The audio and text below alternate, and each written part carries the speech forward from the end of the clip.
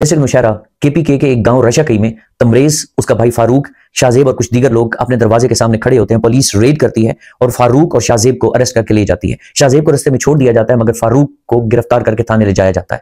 तमरेज फौरी तौर पर अपने भाई की रिहाई के लिए थाने राब्ता करता है, वहां जाता है और जब वो अपने भाई को हवालात में देखता है तो उसकी कुछ पिक्चर्स भी बना ली जाती हैं।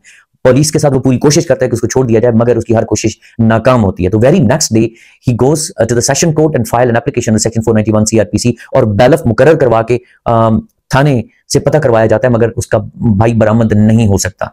Ultimately, he goes to the DPO and files an application for the registration of the case against the police officials कि उसके भाई को उन्होंने अबडक्ट किया, गैर कानूनी तौर पर अरेस्ट किया, अब्यूज ऑफ पावर किया और उसको नाजायज हिरासत में रख के काबिल दस्तंदाजी जुर्म का इर्तिकाब किया, लिहाजा पर्चा दर्ज किया जाए मगर उसकी सुनवाई नहीं होती। तो then again he knocks at the doors of the sessions court and file an application under section 22A CRPC and seeks registration of the case against the police officials।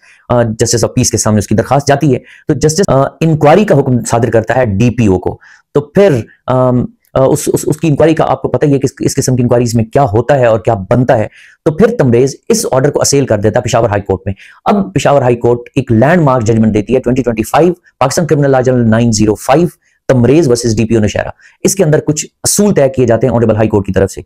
Number 1 क्या असूल तय किया जाता है कि इंक्वायरी जस्टिस ऑफ पीस की domain नहीं है, वो किसी इंक्वायरी का हुक्म सादिर नहीं कर सकता। और इसमें यह भी हुआ कि जो एग्रीड पर्सन था he was put at the mercy of the DPO जिसने उसकी पहली दादरसी नहीं की थी। और फिर जब काबिल दस्तंदाजी जुर्म का इल्जाम लगाया गया तो ये ड्यूटी है एसएचओ की, स्टैट्यूटरी ड्यूटी है कि वो पर्चा दर्ज करे उसकी सच्चाई और झूठ देखे बगैर। और अगर वो नहीं करता तो फिर जस्टिस ऑफ पीस का कंप्लीमेंट्री रोल है, उसने भी सिर्फ ये देखना है कि आया काबिल दस्तंदाजी जुर्म का इर्तिकाब किया गया है या नहीं। सच झूठ के चक्कर में उसने नहीं पड़ना क्योंकि ये बाद में जब एविडेंस कलेक्ट की जाएगी after registration of the case then it will be decided कि वो सच है या झूठ है। लिहाजा जस्टिस ऑफ पीस को इंक्वायरी के बजाय स्ट्रेट अवे पर्चे का हुक्म देना चाहिए था। और इसके अंदर ऑनरेबल पेशावर हाई कोर्ट ने 3 जजमेंट्स रेफर की। Number 1 2024 SCMR 1123 Qambar Shah case, बड़ा फेमस केस है, और another judgement PLD 2016 supreme court 581 और एक लास्ट जजमेंट बड़ी famous landmark judgement PLD 2007 SCMR 539।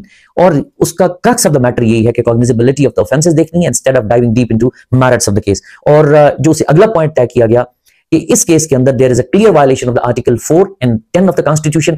Article 4 ये कहता है कि हर शख्स के साथ कानून के मुताबिक बर्ताव किया जाना चाहिए। इस केस में ऐसा नहीं किया गया, कानून की खिलाफवर्जी की गई। सेकेंडली आर्टिकल 10 मुहैया करता है safe guards against arrest and detention, तो वो उनकी भी वायलेशन हुई। तो ये इन ऑब्जर्वेशंस के साथ ऑनरेबल पेशावर हाई कोर्ट ने बड़ा वाज़ेह अंदाज में कहा कि this is the typical case of high handedness of the police. और जहां पे इलीगल रॉन्ग अरेस्ट होगी, आर्बिट्रेरी अरेस्ट होगी, that is nothing but an abuse of the power, जो कि अक्सर इस मुल्क में होता है।